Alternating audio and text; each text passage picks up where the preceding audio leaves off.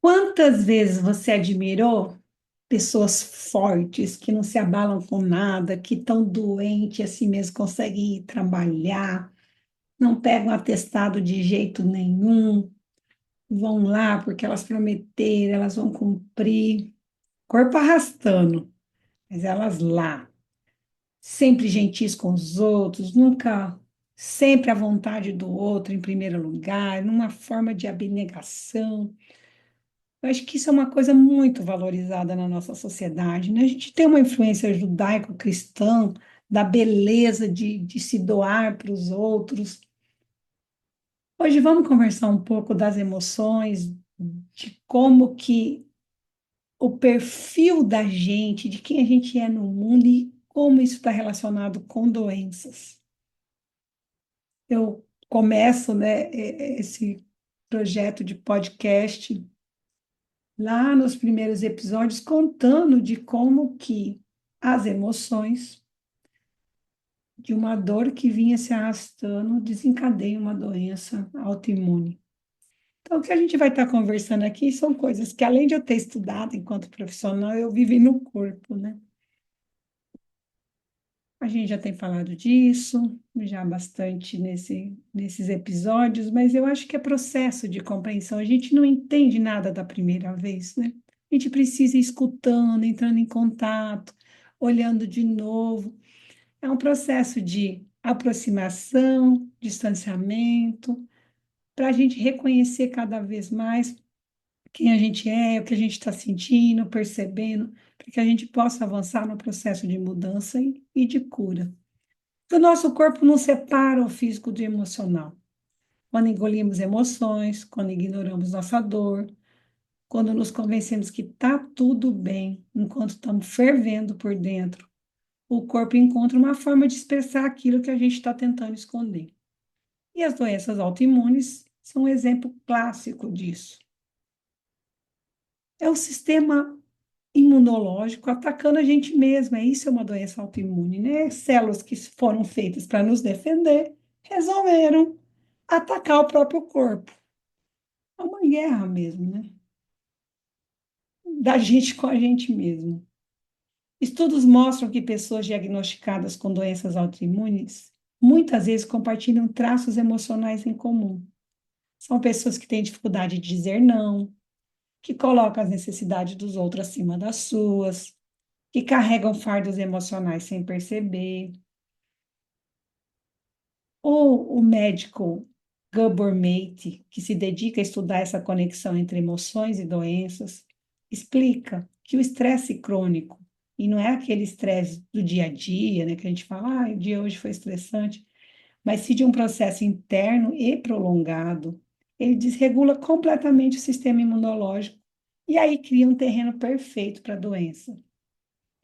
Um dos exemplos que Mate menciona nos seus estudos é de pessoas que têm, por exemplo, esclerose múltipla. Também a esclerose lateral amiotrófica, a ela. E ele foi observando que elas tinham um padrão de comportamento de autossacrifício, de repressão emocional. São indivíduos que desde a infância aprenderam a se preocupar mais com os outros do que consigo mesmo.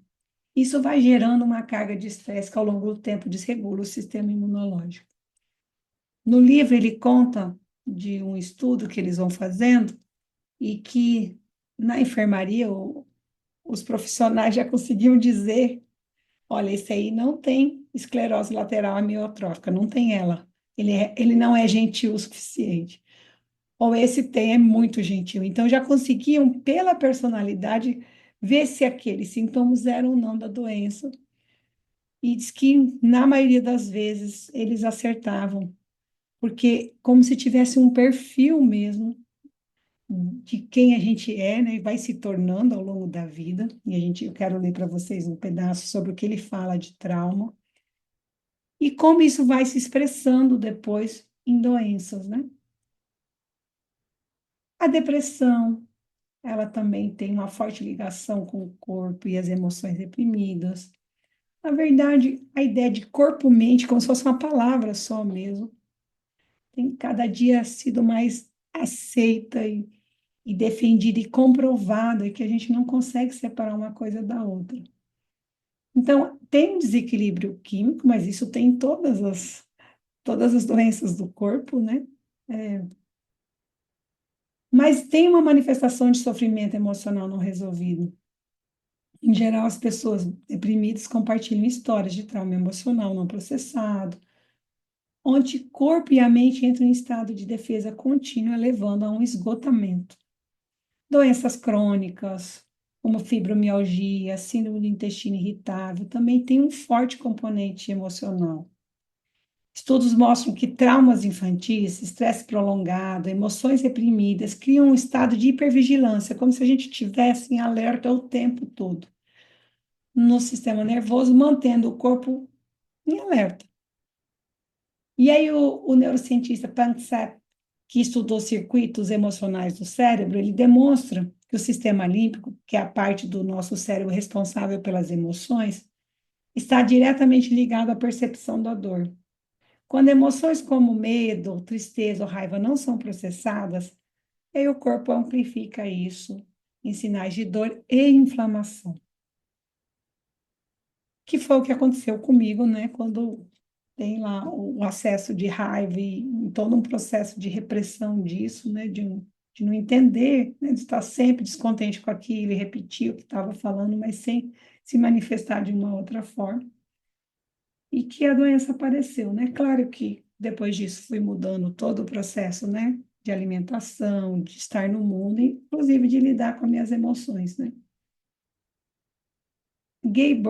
Gabor Mate, sempre quero falar Gabor, não sei meu será Gabor Mate, sugere que o caminho para a cura passa pela autorreflexão e pelo autoconhecimento. E aquilo que a gente vem conversando aqui é de fazer as perguntas: o que em mim contribuiu, né? Como posso mudar essa relação comigo para me curar? Então, não basta tratar sintomas, a gente precisa olhar para a causa profunda, que às vezes é um jeito de a gente estar lidando com a vida, né? Que a gente conversou ontem do parâmetro errado, às vezes é o parâmetro. A gente precisa mudar aquilo para a gente poder encontrar um novo jeito de estar. Eu quero ler para vocês a parte do livro O Mito do Normal, que Gabor Mate vai falar de trauma. A gente já falou algumas vezes, mas acho que entendendo, assim, relendo, aproximando, né? Eu acho que o aprendizado, eu sou educadora, né? Acontece por sucessivas aproximações. Eu sempre brinco de uma experiência que me marcou profundamente essa compreensão. Acho que na primeira turma do mestrado, a gente tem um mestrado aqui na universidade, de ensino em saúde. E aí a gente tinha inventado uma lógica de processo avaliativo a partir da construção de narrativa, do estudante ir contando o que ele ia aprendendo, como isso ia mudando o jeito dele pensar o serviço, das implicações que isso ia tendo. E a gente ia orientando semanalmente. Olha para essa semana, escreve a sua narrativa. E eles iam fazendo, mas assim, não fazia muito sentido para ele. Quando eles terminaram todo o processo, fizeram a reflexão do ponto de partida deles e como que eles chegavam, eles falaram, nossa, mas era isso. Se tivesse falado desde o primeiro dia de aula, a gente tinha entendido. Nossa, pensa na pessoa magoada. Falei, gente, passei o ano todo só falando disso. E aí eu fui entendendo que eles só poderiam chegar ao final se eles tivessem feito. A compreensão veio ao ele fazer. Então a gente ia orientando e ele ia fazendo, orientando. Chega uma hora, ele fala: Nossa, é isso. Mas não acontece da noite para o dia. A gente já falei para vocês lá do vídeo Bicicleta ao Contrário. Quem escutou o episódio e assistiu o vídeo, quem não, vai lá. Digita Bicicleta ao Contrário no YouTube e olha. É processo. Então você está fazendo, você já entendeu, mas você não consegue. Por quê? Porque a gente não faz só de um lugar. O aprendizado não acontece só num nível de entendimento. Ah, entendi agora. Ah, entendi que eu tenho que lidar diferente com as minhas emoções e eu, no outro dia eu vou aparecer fazendo. Não. A gente vai entendendo, vai testando, vai tendo um novo entendimento, aí eu compreendo melhor, aí eu consigo já fazer uma análise melhor do que eu estou vivendo. E aí eu vou até uma hora que um dia acontece a mágica. Você fala, ah, era isso? Olha, por que que não me falaram antes? Porque às vezes você leva anos, mesmo escutando, menos vendo. Quem não já teve uma boa amiga que fala, olha isso? E a gente não entende, porque a gente está em tempos diferentes e o processo de aprendizagem ele demora. A gente vai retomando e parece que está andando em círculo, né? Mas em espiral. A gente vai olhando cada vez mais, de forma ampliada e mais aprofundada. Mas retomando a questão de como as nossas emoções, como que a gente vai vivendo, nos impacta ao longo da vida. E aí eu quero ler o que o trauma é e o que ele faz, que está no livro O Mito do Normal, na página 27. A marca do trauma é mais endêmica do que pensamos. Endêmica é algo que tem em todo canto, né? Assim, que está na população, que acontece sempre, desde sempre, que é algo que mora ali, né? Isso é a ideia de algo endêmico. Essa pode parecer uma afirmação difícil de entender, uma vez que trauma se tornou quase um chavão em nossa sociedade. Além disso, a palavra passou a adquirir vários sentidos coloquiais que confundem e diluem seu significado. Está na hora de uma reavaliação clara e completa, em especial na área de saúde.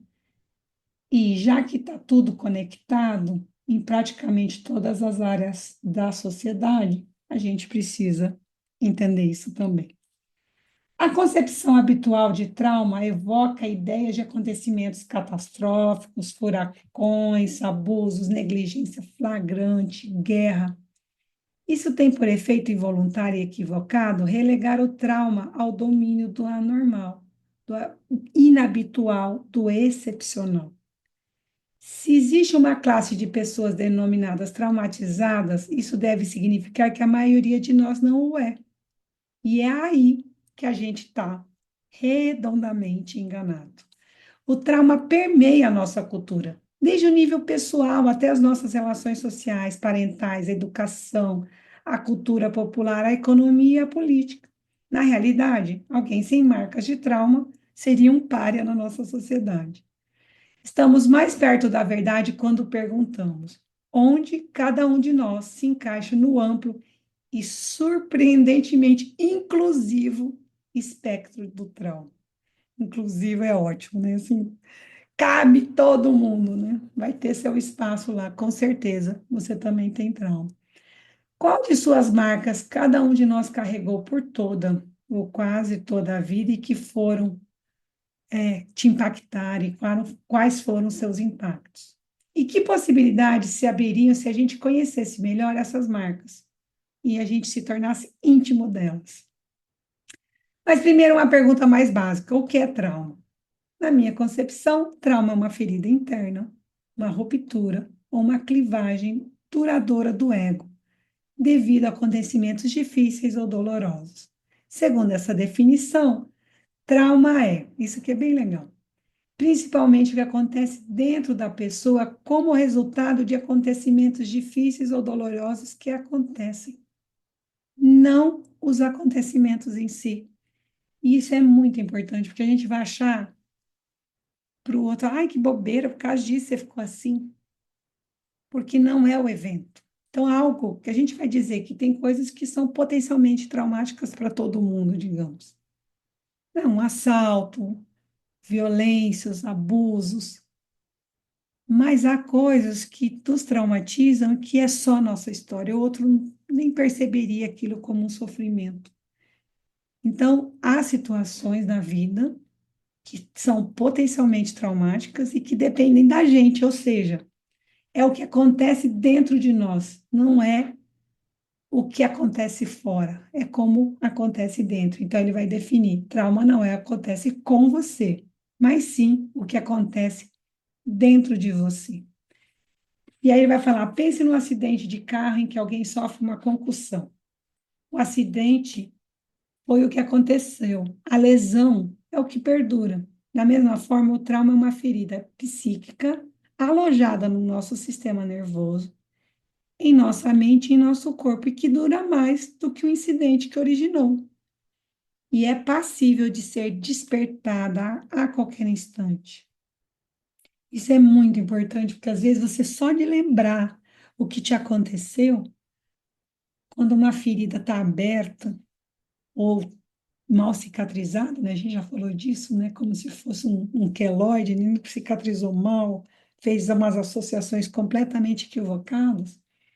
A gente relembra aquilo, que é como se a gente estivesse vivendo, sente de novo, sobe raiva de novo. Como ele pode fazer isso comigo, né? Sente como se a gente estivesse revivendo. Então, essa é uma característica muito forte de situações traumáticas, né, que a gente ficou com aquela marca, ou coisas que a gente reage tão desproporcional, a gente não sabe nem por quê, que é o exemplo que eu dei para vocês do falar em público. E aí, a hora que você vai ver, né, no processamento, é uma vida de exposição ao público, passando vergonha, né?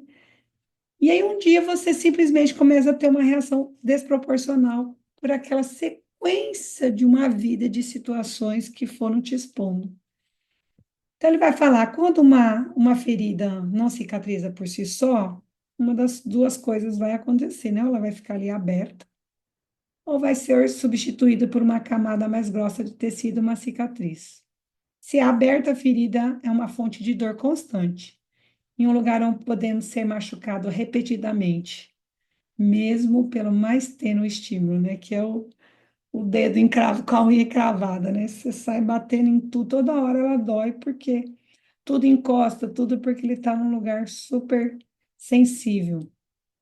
Isso nos leva a uma vigilância constante.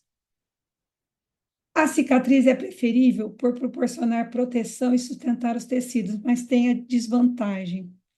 Ela é rígida, dura, inflexível, incapaz de crescer, uma zona desprovida de sensibilidade. A carne original, saudável e viva, não se regenera. Então, de tudo, né? Se ficou uma cicatriz, aí às vezes é muito mais difícil de mexer, você não tem muita clareza que é aquilo que está te causando dano, nem se lembra. E a ferida aberta, né, tem esse lugar mais da consciência do quanto aquilo te mobiliza, né? E aí ele vai dizer, seja uma ferida aberta ou uma cicatriz, um trauma não resolvido é uma limitação do eu, tanto física quanto psicologicamente. Ela restringe nossas capacidades natas e gera uma distorção duradoura da nossa visão de mundo e do outro.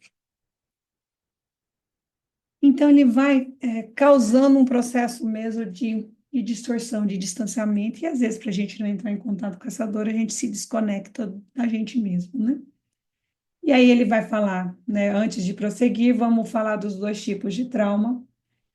O primeiro, no sentido em que a palavra é empregada por médicos e professores, como Levine e Van der Kolk, envolve reações automáticas e adaptações da mente e do corpo a acontecimentos dolorosos e avassaladores específicos, identificáveis, seja na infância ou depois.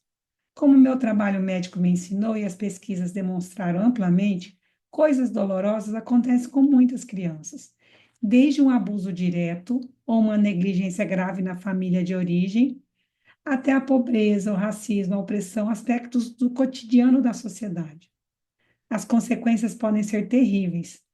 De maneiras bem mais frequentes do que em geral se reconhece, esses traumas dão origem a vários sintomas e síndromes, e a distúrbios classificados como patologia, seja ela física ou mental. Um vínculo que permanece quase invisível aos olhos da medicina e da psiquiatria tradicional, exceto no caso de doenças muito específicas, como transtorno de estresse pós-traumático. Houve quem dissesse que esse é um tipo de ferida com T maiúsculo, né? Você consegue achar o evento, né? Foi depois daquele assalto, foi depois daquela violência, né? Ele está por trás de boa parte do que se classifica como doença mental. Esse tipo de trauma cria também uma predisposição à doença física, causando inflamação, aumentando estresse fisiológico, prejudicando o funcionamento dos genes, entre muitos outros mecanismos. Resumindo, o trauma com T maiúsculo ocorre quando acontecem coisas que não deveriam acontecer com pessoas vulneráveis, como, por exemplo, uma criança sofre abuso, quando a violência na família, um caso de divórcio conturbado, perda de um dos genitores. Tudo faz parte dos critérios de perturbação infantil, conhecido com estudos como experiências adversas da infância. Aqui também os acontecimentos traumáticos em si não são idênticos ao trauma ou aos danos ao eu, que ocorrem imediatamente depois dentro da pessoa. Então, uma coisa é o que acontece fora e outra coisa é o que acontece dentro. Existe uma outra forma de trauma, e esse é o tipo que estou chamando quase que universal em nossa cultura, que foi chamado de trauma com T minúsculo. Muitas vezes pude observar as marcas duradouras que acontecimentos aparentemente banais, o que um pesquisador seminal chamou com grande sensibilidade de os menos memoráveis, porém dolorosos e muito mais prevalentes infortúnios da infância, que podem deixar na psique das crianças. E aí, entre elas, está o quê? O bullying, os comentários ásperos, muito frequentes de pai ou de mãe bem intencionados, né? Não é nem de pessoa mal intencionada, né? Daqueles comentários, como a gente já falou. Ai, como você é chorona, só resolve assim. Então, que vai criando um trauma de ser quem você é. Ou apenas falta de vínculo emocional suficiente com adultos cuidadores, né? A gente precisa ser amado, a gente precisa ser cuidado. E a falta também, nem sempre é a existência da violência, mas a falta do afeto também. As crianças, em especial as muito sensíveis, podem ser feridas de várias formas, quando coisas ruins acontecem, sim, mas também quando coisas boas não acontecem, como, por exemplo, quando suas necessidades emocionais de conexão não são atendidas, ou quando elas deixam de ser vistas e aceitas, mesmo por pais amorosos. Porque a percepção da gente ser visto é diferente para cada um. E esse é um desafio, né, da maternidade, da paternidade, de sermos gente, porque às vezes a gente fala, é como eu gostaria de ser tratado. A gente precisa conhecer o outro. Talvez o jeito que eu gostaria de ser tratada e ser vista não é a forma como meu filho quer ser tratado ou ser visto. E eu preciso falar com ele, eu preciso reconhecê-lo, né? Conhecer, reconhecer, porque, por exemplo, meu filho hoje tem 18 anos, ele já foi muitos Joãos. E eu preciso ir reconhecendo ele para saber como lidar, para atender as necessidades. Então, às vezes, a gente está muito bem intencionado, mas não está vendo o outro, está fazendo a partir da nossa lógica para o outro. E que a gente sabe, todo mundo sabe que não funciona. Mas a gente, às vezes, não sabe quebrar aquele. A gente só sabe ser daquele jeito, só sabe dar afeto daquele jeito, ou só sabe, né, avaliar as coisas de uma maneira. Então, desse processo que é necessário de desconstrução mesmo, né, da gente, para que a gente possa estar aberto a aprender com a gente e aprendendo mesmo com o outro. E aí ele fala que o trauma desse tipo não requer uma perturbação ou um infortúnio do tipo mencionado anteriormente, e também pode conduzir à dor de se desconectar do eu, resultando em necessidades básicas não satisfeitas. E aí ele vai dizer, né, que, falando do Winnicott, se referiu como nada acontecer quando algo poderia de modo vantajoso ter acontecido. Então, isso também causa dor, causa trauma.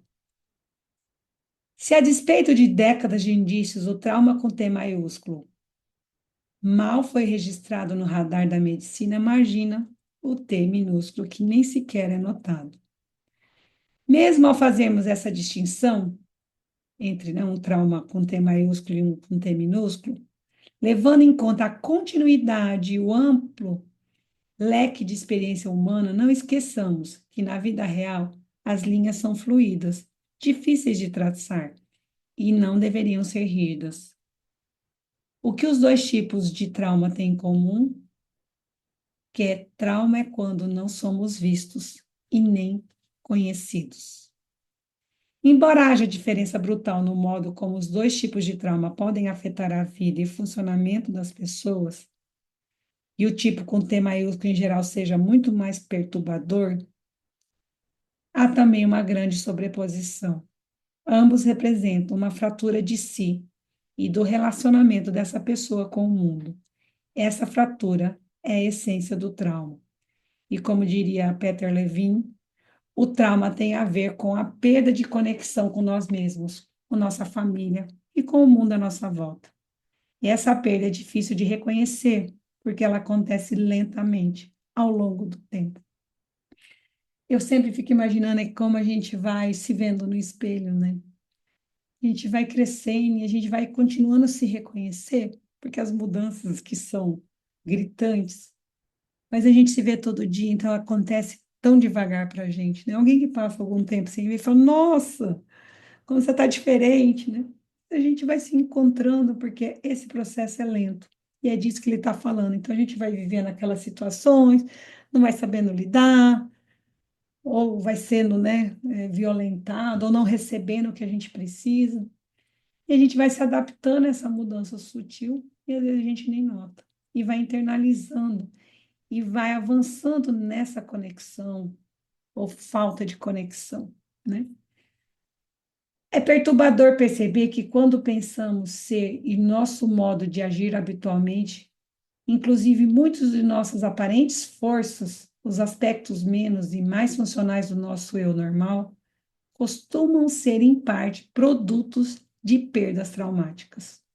Também pode ser desconcertante para muitos de nós pensar que, por mais felizes e bem ajustados que possamos nos considerar, também nos situamos em algum ponto do espectro de trauma, ainda que distante do T maiúsculo. Em última instância, as comparações não funcionam. É isso, a gente não pode olhar para o outro e falar, ah, mas eu passei por isso, estou ótimo, né? Estou vivo. A professora adora isso, né? Na minha época, a gente estudava, né? O que que você faz da meia-noite às 6? Eu fiz isso, fiz aquilo. Estou vivo, vocês vão sobreviver, né? Não serve para todo mundo, não é comparação. E não sei o quanto você sobreviveu também, né? A que custo e o que conta que você paga, né? A gente, às vezes, e aí nesse lugar de se achar forte, né? De achar que esse é sinônimo de avanço e de sucesso, quando na verdade a gente precisa entrar em contato com as nossas emoções e lidar com elas para que a gente possa não adoecer mesmo e ser saudável e se reconectar com a gente. Tampouco é adequado usar nosso próprio trauma para nos colocar acima dos outros. Você não sofreu como eu sofri. Ou como uma arma para diminuir as queixas legítimas dos outros quando nos comportamos de forma destrutiva. Cada um de nós carrega a sua ferida à sua maneira. Não há sentido nem valor em comparar com a dos outros. Para fechar hoje, a gente vai continuar falando disso, tá? Porque vocês já sabem que trauma é minha paixão. E eu acho que entender e olhar para a gente nos faz, ai, das coisas mais libertadoras, poder, sei lá. Vocês sabem que eu sou apaixonada pela ideia de ser livre, e não só ser livre para fora, né? Ser livre para dentro. E ele vai falar o que o trauma não é. E aí ele vai dizer, né, de várias coisas que às vezes a gente fala, ah, esse filme me deixou traumatizado. Então, assim, coisas que têm um efeito só naquele momento, ele não é um trauma. E aí ele faz uma lista que eu quero ler para vocês. Eis uma lista razoavelmente confiável, razoavelmente é ótimo, né? Que serve como processo eliminatório. Uma coisa não é trauma se alguma das seguintes afirmações permanecer verdadeira a longo prazo. Se não limitar você, não restringir você, nem diminuir sua capacidade de pensar, confiar ou se afirmar, de suportar sofrimento sem sucumbir ao desespero ou de observá-lo com um olhar compassivo. Então, se não está limitando, né? Não está restringindo. O difícil é você saber isso, né? Tem que estar num processo de psicoterapia bem bom para dar conta de saber o que que é aquilo está ou não impactando em você. Precisa de processo de reflexão, de conexão com a gente, né? Senão a gente fala, não, tô ótimo. Tá todo mundo olhando, sei não. Se não impedir você de reconhecer sua dor, tristeza e medo sem se sentir sobrepujado, e sem precisar reconhecer as escapatórias do trabalho, ou de um comportamento compulsivo de autotranquilização ou autoestimulação de qualquer tipo, né? Então, às vezes, trabalha demais para isso, para para aquietar uma dor, né? Compra demais, enfim. Qualquer coisa que vira compulsão, né? Porque tem coisas boas, inclusive, né? Que viram compulsão, né? Limpeza o tempo inteiro, coisas que vão. E não entrar em contato com você, de dizer assim, ai, tô sentindo isso e tá tudo bem, né? Eu sinto medo, né? Eu sinto tal coisa. E aí, como que eu posso fazer o enfrentamento? Então, de ter capacidade de aceitar as emoções como humanas, né? Como diria, a gente já conversou disso, Carl Rogers, nada do que é humano me é estranho, eu preciso lidar com isso com muita naturalidade. Não achar que, nossa, como eu poderia sentir isso, né? Sou tão evoluído. Como a gente já sabe, a evolução nem sempre é para frente. Se você não se sentir impelido nem a se supervalorizar, nem se apagar, com o intuito de conseguir ser aceito ou para justificar a própria existência. Então, pessoas que se acham mais que as outras. Então, o trauma nem sempre só nos diminui, né? Às vezes faz a gente adquirir uma característica de uma supervalorização de um lugar que também é doentio, né? Todo excesso, todo extremo é desafiador, né? Se não comprometer sua capacidade de sentir gratidão pela beleza e pelo assombro de que é estar vivo. Quando a gente perde, né, a potência de olhar para a nossa vida e falar, uau, né, de viver coisas simples no dia a dia, e senão, dependendo, tem gente que só vê a coisa do lado, né, tudo de fio o dia inteiro, um cérebro que está enxergando só coisa ruim, toda a vida, né, só na dor. Então, assim, e aí não estamos dizendo de pessoas alegres o tempo todo, porque isso também é doentio e tem nome, né? É de estar em contato com o que vem e lidar com aquilo, né? Há momentos alegres, há momentos tristes, e eu sou despertado por essas emoções, e eu reconheço e vivo aquilo e aceito aquele processo, e me percebo naquele lugar. Então, de como que a gente vai entrando em contato de fato com a gente, né? Ou seja, voltamos a falar sobre a importância dessa conexão da gente com a gente mesmo. Amanhã a gente continua mais sobre trauma. Vou ler para vocês umas histórias que ele traz depoimento de pacientes que foram diagnosticados com doenças aí várias, né? Essas do campo autoimune e outras, e que, na verdade, era um jeito de estar no mundo e de traumas que precisavam ser tratados. Eu sou Cibele e este é o Insights Pedagógicos.